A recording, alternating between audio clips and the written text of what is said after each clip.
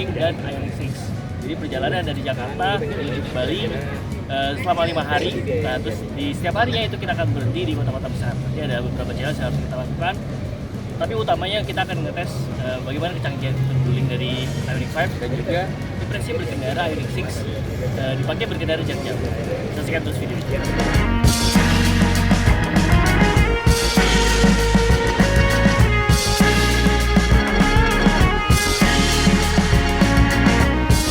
Perjalanan dimulai dari Hyundai SCBD, mampir sebentar di pabrik Hyundai di Cikarang, dan langsung cus lagi dengan tujuan kota Semarang.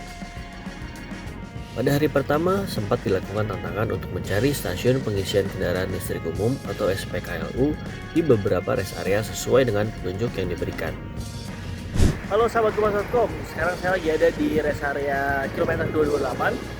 Nah, ini sekarang lagi ngecas Ioniq 5-nya. Ini chargingnya yang kenceng, benar-benar kenceng banget, ultra fast charging, dia 200 kW. Jadi benar-benar dari 0 sampai 80% itu cepet banget, hanya hitungan nggak nyampe setengah jam kurang lebih, sekitar 20 menit, 25 menit lah. Habis ini kita akan langsung lanjut lagi ke rest area berikutnya, besok baru kita lanjut lagi ke Semarang. Nah, ini SPKLU dari PLN, ultra fast charging. Jadi benar-benar cepet banget. Tuh kalian lihat kalian bisa lihat yang masuk ini 174 kW. 12 menit lagi langsung menuju 80%, ini dari 55% sekarang. Untuk menuju 100% hanya butuh 38 menit. Tuh, kalian bisa lihat nih di bawah ini cepet banget nih. Naikin dulu. 253, 254 tuh. Langsung 255 lagi. Ini dia mesinnya teman-teman. Nah, ini kalian lihat ultra fast charging 200 kW. Nah, ini mesin ini nggak banyak, di Jakarta pun juga nggak banyak. Jadi kenapa ditaruh di SPKLU di rest area ini? Karena mungkin jarak dari SPKLU yang ini ke sebelumnya atau ke berikutnya juga jaraknya jauh banget. Jadi makanya dibutuhkan ultra fast charging. Karena memang cepet banget pengisiannya. Nah, ini kita baru ngisi belum ada setengah jam, kayaknya dia udah dari 13%, sekarang udah ke 61% aja nih. Selesai melakukan charging, kami pun melanjutkan perjalanan ke kota Semarang.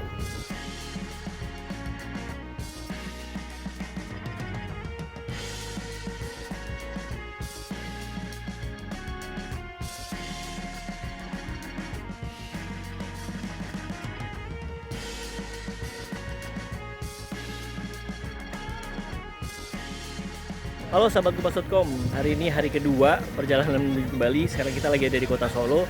Jadi kita berangkat dari Semarang. Nah, untuk hari kedua ini kita foto-foto dulu di Stadion Manahan. Terus nanti kita akan ngetes seberapa irit baterai dari Ioniq 6. Karena ntar ada baterai efisiensi challenge-nya juga nih. Dikasih tantangan juga sama Hyundai saat perjalanan menuju ke Bali. Oke, nanti jadi saya akan pakai Hyundai Ioniq 6 yang putih itu. Nanti kita akan coba ngetes berapa irit. Tadi udah sempat juga dapat impresinya. Nanti saya akan jelaskan bagaimana impresi yang saya rasakan selama menggunakan Ioniq 6 ini dipakai keluar kota. Jadi dalam perjalanan kali ini ada beberapa kota yang kita tuju. Yang pertama itu kan di Semarang. Hari pertama ke Semarang, terus ini kita mau menuju Surabaya. Tapi sebelum Surabaya kita mampir dulu di Solo. Bisa nanti dari Solo kita dari Surabaya kita ke Banyuwangi, di Banyuwangi baru kita ke Bali.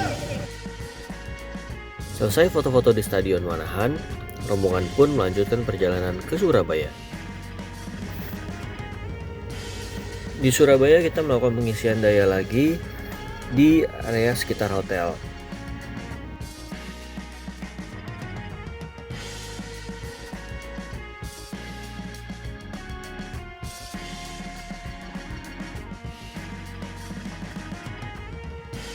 Halo sahabat Kupas.com, sekarang kita di hari ketiga lagi ada di Surabaya. Di sini kita akan lanjut ke Pasuruan. Terus nanti akan menginap di Banyuwangi sebelum nanti akhirnya kita nyebrang ke Bali. Nah, sekarang saya akan kembali menggunakan Hyundai Ioniq 5. Kemarin kita pakai Ioniq 6, nah sekarang saya pakai Hyundai Ioniq 5 lagi. Nah, ini mobil-mobil yang dipakai, ini ada Ioniq 5 Wuling semua. Ioniq 5-nya warna silver semua, terus juga ada Ioniq 6. Ioniq 6-nya ada 3, ada Yang putih, ada yang hitam, terus juga ada yang silver juga. Jadi ada 6 Ioniq 5 dan 3 Ioniq 6. Di hari ketiga, kami start dari Surabaya dengan tujuan akhir Banyuwangi dan istirahat di daerah Pasuruan dan rest area utama raya Situbondo.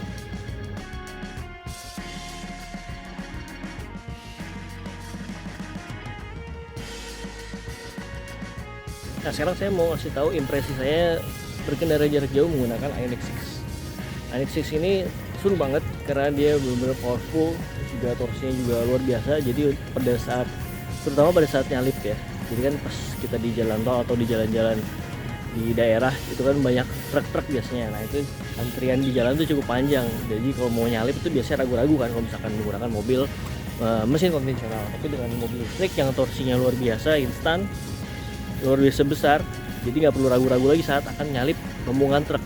Jadi cukup pindah ke sport mode dan injak pedal, jadi kita bisa langsung nyalip tanpa ragu-ragu. Terus beberapa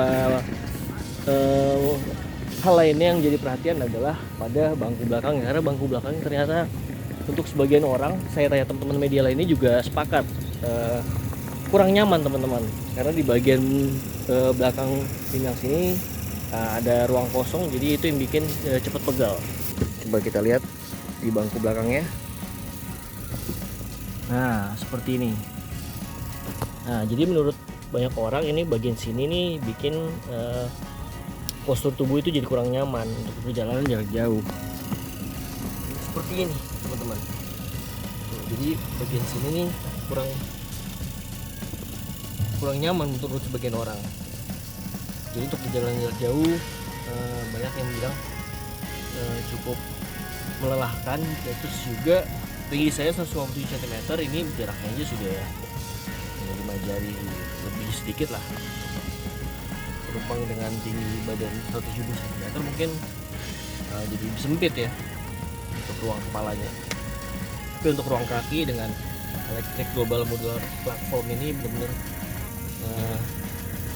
cukup lapang, karena bisa diposisikan fleksibel nih untuk bangku depan, konsol tengah, dan juga bangku penumpang depan.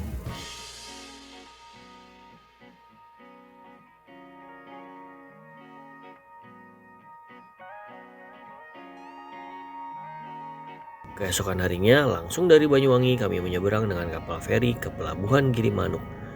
Dan setelah kurang lebih 45 menit kami sampai di Bali. Secara keseluruhan berkendara dengan Ioniq 6 cukup nyaman, karena tidak sulit untuk mendapatkan posisi berkendara yang ergonomis. Namun untuk penumpang yang di belakang memang sedikit kurang nyaman untuk perjalanan jarak jauh. Terkait infrastruktur selama perjalanan, menurut kami sudah cukup baik. Di beberapa rest area sudah disediakan SPKLU dengan kemampuan ultra fast charging 200 kW, sehingga tidak butuh waktu lama untuk mengisi daya dari 20% menuju 80%. Sehingga menurut kami sangat layak untuk melakukan perjalanan jarak jauh menggunakan mobil listrik dari Jakarta ke Bali, khususnya untuk mobil-mobil yang memiliki jarak tempuh di atas 400 km. Selain itu, biaya yang diperlukan untuk mengisi daya juga sangat terjangkau bila dibandingkan dengan perjalanan menggunakan mobil bensin. Namun kekurangannya adalah kita harus menunggu saat SPKLU tersebut sedang digunakan oleh pengguna mobil listrik lainnya.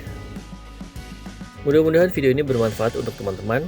Kalau ada pertanyaan bisa ketik di kolom komentar, dan jangan lupa like, subscribe, share, dan nyalakan lonceng notifikasinya.